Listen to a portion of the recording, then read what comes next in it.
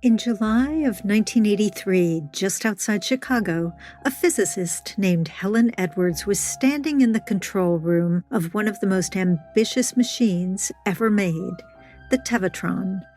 For the last 4 years, she'd been leading the charge to design and build it. The Tevatron could recreate levels of energy that existed just after the Big Bang, 14 billion years ago. And it would allow Helen Edwards and her colleagues to probe into an atom deeper into the subatomic world than anyone had gone before. They'd be looking for some of the ultimate building blocks of the universe, what you get when you zoom in all the way to the tiniest thing that can't be broken down anymore. But the first question, would it work? There was a sense of anticipation. There was a certain nervousness. But Helen knew it was going to work. There was no doubt in her mind that this was going to work. A colleague turned on the beam. I'm Katie Hafner. This is Lost Women of Science, and today, Samia Bouzid brings us the story of Helen Edwards.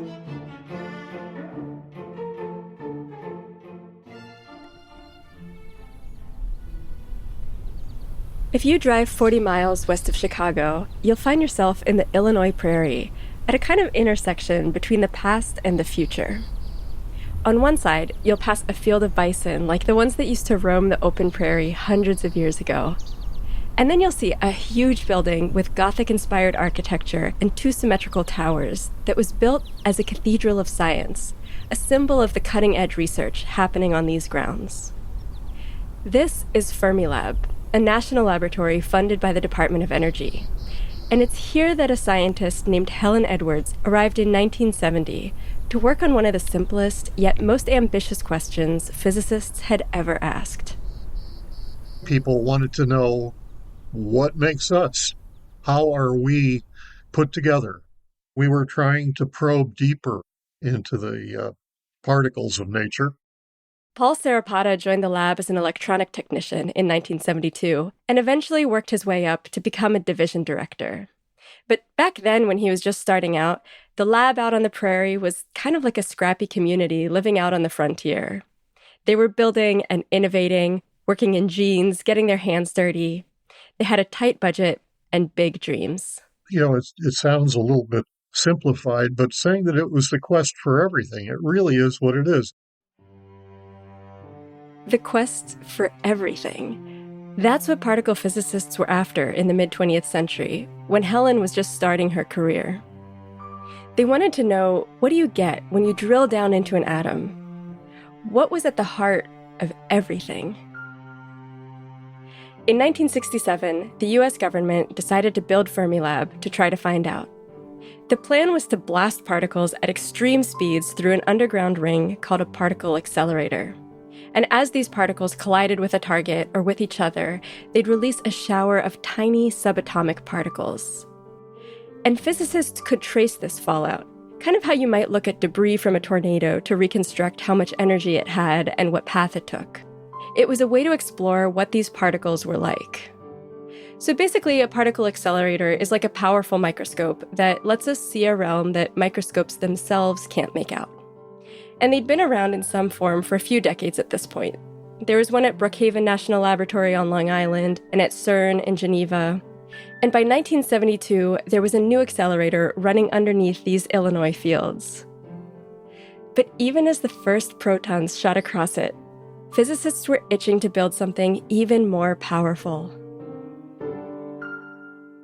If you could get higher energy, you would have a bigger hammer to smash particles, is what it amounts to. A bigger microscope to look into what happens. And they were dying to do that. They were kind of like ocean explorers who'd just gone out on a boat, studied a few fish, and caught a glimpse of something just out of view. And suddenly their boat wasn't enough. They needed a submarine. The scientists at Fermilab had seen the shadows below the surface. And now they needed a new machine that could reach higher energies and take them even deeper into the atom than before. And so in 1979, the director of Fermilab announced official plans to build a new accelerator called the Tevatron. The goal was for the Tevatron to run through the same tunnel that held the existing accelerator ring, but double the energy of the collisions. That was no small task. The director chose 2 scientists to oversee the whole project, and one of them, the one who would oversee the design and construction from beginning to end, was Helen Edwards. Helen was a physicist from Detroit, Michigan, but she could have easily missed her chance to get into physics at all. She grew up in the 1940s with dyslexia, long before dyslexia was widely understood to have nothing to do with intelligence. So her parents didn't think she was very bright. But that didn't stop her. Helen went her own way. She chose Cornell for her undergraduate studies, getting a bachelor's degree in physics in 1957. Then she stayed on to get her master's degree, and in 1966, when she was 30, she got her PhD in experimental physics. For the next 4 years, she worked at Cornell as a research associate, developing particle accelerators in the Laboratory for Nuclear Studies. And while she was there, she worked with Bob Wilson, who was the director of her lab and who'd go on to become the director of Fermilab a few years later. And he realized right off the bat that he was working with a remarkably intelligent person. So shortly after Bob Wilson moved to Fermilab, he brought Helen with him. And when it was time to pick the people who would make the Tevatron a reality, Helen was an obvious choice. And it's worth pointing out that at the time, there weren't very many women in physics at all, let alone in leadership positions. But no one doubted for a second that Helen Edwards was the person for the job. I talked to several people who worked with her at various points in her career, and they all agreed on a couple things. She was an ingenious scientist, and a little bit terrifying. Helen would just come in, slam her fist down, and say, "What we're going to do is this." She had this brilliant internal computer that knew just the right thing to do. I've seen grown men quake in their boots at the mention of Helen Edwards. I felt very intimidated because she was such a strong personality and such a talent and an expert. And now it was up to Helen Edwards and her colleagues to pull off something no one had ever done before. To double the energy of the existing ring, the Tevatron would need to boost particles up to truly absurd speeds, like just a hair below the speed of light. But to do that without building a bigger ring, they had to get creative. In your standard accelerator ring, there are powerful magnets steering beams of particles in a circle. But at the kinds of energies physicists dreamed of creating in the Tevatron, regular magnets wouldn't be able to keep the beam on track. So Helen's challenge was to lead the design and construction of an accelerator that used a new kind of magnet, a superconducting magnet. Superconducting magnets are made of a special material that's kept about as cold as outer space, just a few notches above absolute zero, like the coldest possible cold. And at these temperatures, the electricity running through the magnets doesn't encounter any resistance. It just glides on through. And that makes it easier to create a stronger magnetic field than it is with regular magnets. Here's operations specialist Todd Johnson. The larger magnetic field allowed them to build a machine that would double the energy and stay in the same tunnel. But designing that superconducting accelerator was hard. The technology was known, but it was kind of in its infancy, and certainly not on this kind of scale. We're talking, there's like 1,000 magnets, and they're, 21 feet long. And each of those nearly 1,000 magnets needed over 20 miles of superconducting wire, twisted into cables and coiled up inside. So Fermilab placed an order for 15,000 pounds of this stuff, which was way more than had ever been made before. But even once they had all that in hand, the construction itself was not without its mishaps. The team melted holes in their magnets on more than one occasion. And at one point, Helen discovered a flaw that required around 100 magnets to be remade. But they pushed ahead with all hands on deck. We were building things. We were actively installing magnets. We were testing systems. We were doing whatever it took. Paul Sarapata. Back in the early days, there was a lot of cross-divisional work. If you drove down the road and you saw somebody pulling a cable and they needed help, you'd stop and help. As for Helen, she had a hand in everything. She was designing the machine. She was turning wrenches. She was managing the staff. She was behind everything that happened every day. Sometimes I wondered if she lived there 24 hours a day. The construction took 4 years. Little by little, magnets got installed, piping went in, and the accelerator grew one section at a time. And then finally, in 1983, the last magnet was in place. And a few months later, the accelerator was complete. When you stood back and looked at this, you're looking at a circle that's nearly 4 miles around, and you wonder how we're going to get this little particle beam all the way around that great big circle. That July, the team at Fermilab nervously crowded into a room to watch the first accelerated beam shoot around the ring. And then the joy of seeing it all come together is just indescribable. To hear the champagne bottle corks popping and to see the greats of science in that room, happy, laughing, having a toast to it, it's an incredible thing to see. The Tevatron worked. It was the first superconducting ring anywhere. But even as glasses clinked and people cheered, Helen's mind appeared to be elsewhere. Helen, like the rest of us, she was enjoying the moment, but you could tell that the wheels were starting to turn about what's next. The next big question was, could they smash the records made by other particle colliders and plunge even deeper into the atom? Very uncomfortably on the platform are Rich Orr, Helen Edwards, and Dick Lundy. At a ceremony for the dedication of the Tevatron, Fermilab's director recognized Helen Edwards and the other leaders of the project. Representing an extraordinary staff that took a gee-whiz list of 4,000 tons of steel and 650 miles of niobium titanium and 40 acres of super insulation and 30,000 microprocessor chips and made that into a working accelerator capable of doing great science. He went on to say that it was now their privilege to look in a place where no one has ever looked before, to observe deeper into the core of the atomic nucleus than has ever been probed, to measure in a domain more remote from human experience, much more remote than the surface of the moon or Venus, to be able to recreate in microcosm the conditions which existed in the earliest instances after creation. Helen and her colleagues had a sort of roadmap, a theory called the Standard Model that tied together work from thousands of physicists. And it outlined a set of fundamental particles that were believed to underpin most of the universe, from the way the sun shines to the way an electron whizzes around a nucleus. But many of these particles had not yet been discovered.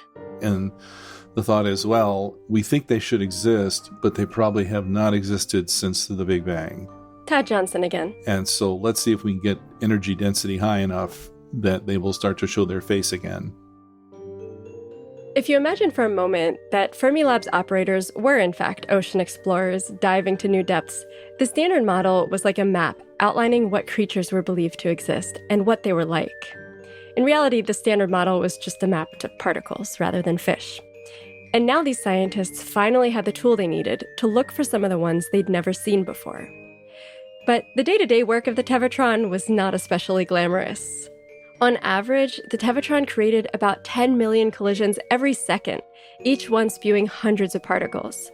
So there were reams of data to work through. And there was never a precise moment of discovery, like pulling a dinosaur fossil out of the dirt or spotting a rare bird.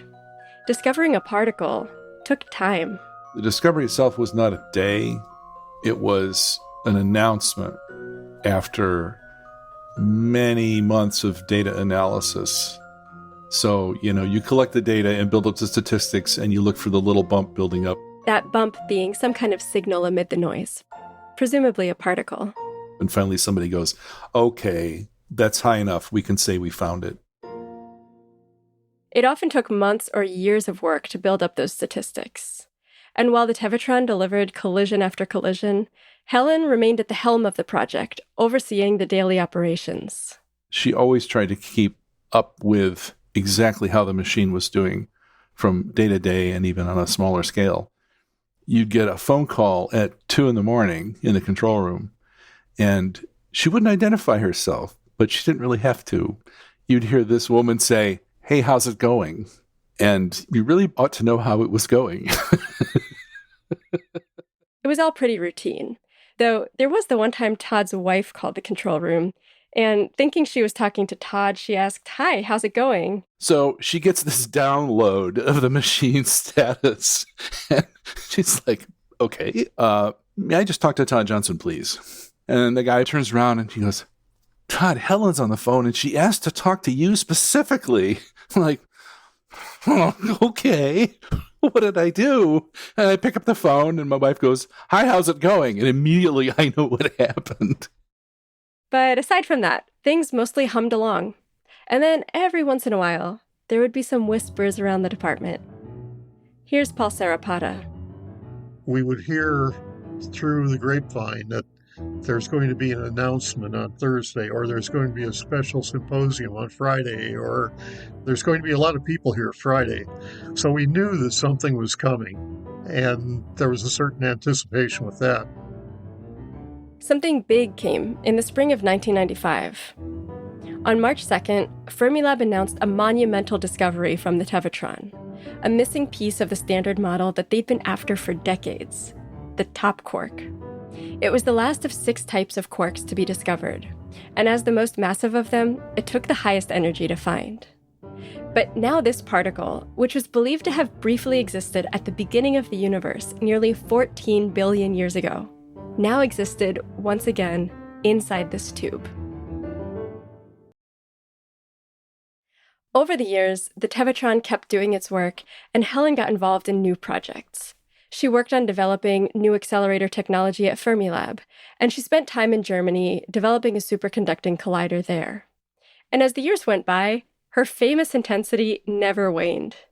Tim Koth saw it when he joined Fermilab as Helen's grad student in the 2000s. You see all these scientific debates, the engineers and the physicists. Helen would just come in, slam her fist down, and say, nope, what we're going to do is this. And the whole room would be quiet, and then there'd be a little murmur, and everybody would shake their head in agreement. It was obvious the minute she spoke that that was the right thing to do. This happened time and time again. I noticed very early on that Helen rarely explained why we were going to do something. And at first I thought it was just because she was the boss.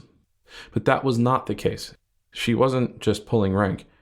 She clearly knew just the right thing to do. And it was such a core level in her. It probably never made it to the level where she could quickly articulate the reasoning behind it. So it went from decision to edict. It never went through any negotiation phase. That was amazing to watch. You became bewitched by her.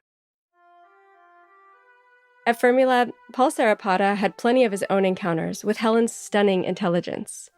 He remembers asking her a technical question one time. And she looked and she said, okay, hold on a minute. And she disappeared back into her office. And I thought, well, maybe she has a book and she's going to look it up or whatever.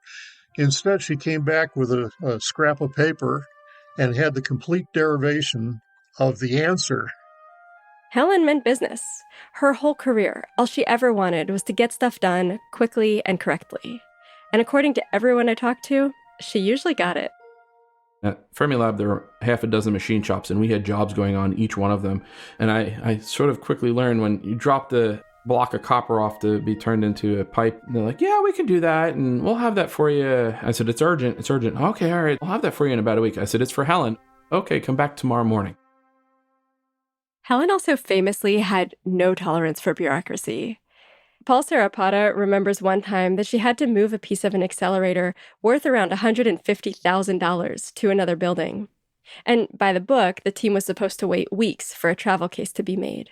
But instead of waiting, Helen packed it into a trash can with a bunch of foam, climbed into the back of a van, and held onto it with arms and legs, koala style, for a drive across campus. But for all her intensity, Helen had a gentler side, too. If you were having a bad day or there was something going on that was upsetting you, it seemed to bring out a side of her that was more gentle. She would help you through it and then tell you to get back to work. As much as Helen was immersed in her work, she never lost the forest for the trees. She was always fascinated by the world around her, and she made sure others remembered to look up now and then, too. Tim remembers one afternoon when he was in his office. And I hear thump, thump, thump, thump, thump, her very characteristic footprints coming down the hallway on this plywood floor. And all she said to me is, "Why aren't you outside with your camera right now?" It's Tuesday afternoon at 3 p.m. I have no clue. But I didn't ask. I just, as fast as I could physically move, I went outside, and there was this beautiful red-tailed hawk perched on the Tevatron sign, very handsomely posing, and snap, snap, snap, I took lots of photos. Over time, Helen and Tim became close friends, and Tim got to know Helen outside of work, too. He used to spend time with her and her husband, Don, at home. Their home was set in a very rural area, and Helen had carved out a nature path in it. And she's, "Let's walk the path." And she would tell me about this flower and this tree and new sounds of birds. And her interests in nature far extended beyond physics. It was into just all of nature. And it was not the same intensity at all of work. That just like ended at the site boundary. When we were at home, just laid back. She'd enjoy the souvenirs that she'd pick up from around the world in all her travels. And I remember she would say, "What do you think this is?" And she would stump me with some kind of artifact. In 2010, after 40 years with Fermilab, Helen retired. She remained a scientist emerita at the lab, but she spent more time with her birds and her trees and her nature path. She also built herself her own wooden boat, because why not? And then the following year, the lab asked her to come back to do one big task. After 28 years, federal funding had run out to extend operations, and the Department of Energy decided to shut down the Tevatron. For a lot of the staff, it was a crushing decision. Some of them attempted to make a case for keeping it open. They argued that the Tevatron could uncover a subatomic particle called the Higgs boson, a holy grail of particle physics that had not yet been discovered back then. But in the end, they just didn't get the money to do it. So it was time to shut the Tevatron down, marking the end of a remarkable era. Almost 3 decades since the first particles had collided in the Tevatron, the world of particle physics was in a different place, in large part thanks to the Tevatron and Helen's leadership. The accelerator didn't have all the answers to the ultimate question of what the universe is made of, and it wasn't supposed to. But it helped physicists look for the missing pieces of the Standard Model and better understand how it all fit together. It pioneered the use of superconducting magnets and paved the way for future particle colliders like the Large Hadron Collider in Geneva, which have gone on to probe even more elusive aspects of the Standard Model. But the world outside physics labs was changed too. The development of superconducting wire for the Tevatron's magnets led the way to MRI technology, and today that's a cornerstone of modern medicine, allowing doctors to diagnose different medical conditions from tumors to certain heart problems. And the project also showed the value of doing science for the sake of science. The value of building a submarine and plunging into unknown waters without knowing exactly what you'll find. And now, as Fermilab got ready to close this chapter, they wanted Helen to have the honor of seeing the Tevatron off. Todd Johnson was there that day. I was very glad that Helen could be there to be the one to shut it off. She had led it, and I think everyone agreed that was the only choice. The only person that we would need for that. So with the detector shutting down, it's time to go back to the main control room to watch as the final beam is extracted from the Tevatron and as the accelerator magnets are ramped down. Bob, how are we doing over there? Thanks, Pierre. A videographer captured the moment on September 30th, 2011, when Helen and a group of veteran scientists crowded into the control room at Fermilab, next to 2 buttons that would power down the Tevatron. They stood quietly as Bob Mao, the former head of the Accelerator Division's operations department, explained what was about to happen. Todd Johnson remembers the mood that day. It was a wake. There was a lot of sadness, but a lot of, holy crap, we pulled it off. We can be proud of this. But when the moment came... I'd like to ask Helen if she would please push the beam and terminate the Tevatron beam. Something actually did go a little wrong with the buttons. And, when the moment came, there was that delay. Well, the light worked. The ramp didn't go off right away. And that horrible shot of adrenaline when it looked like it wasn't working probably is what kept me from bursting into tears. There it goes. It didn't want to give up so easy. And just like that, an era was over. The line has gone to zero. An era that Helen had played a huge part in ushering in. So there is no longer any colliding beams of protons and antiprotons in the Tevatron. Even after shutting down the Tevatron and officially retiring, Helen spent time at Fermilab working on other projects, until a few years later, she fell sick with cancer.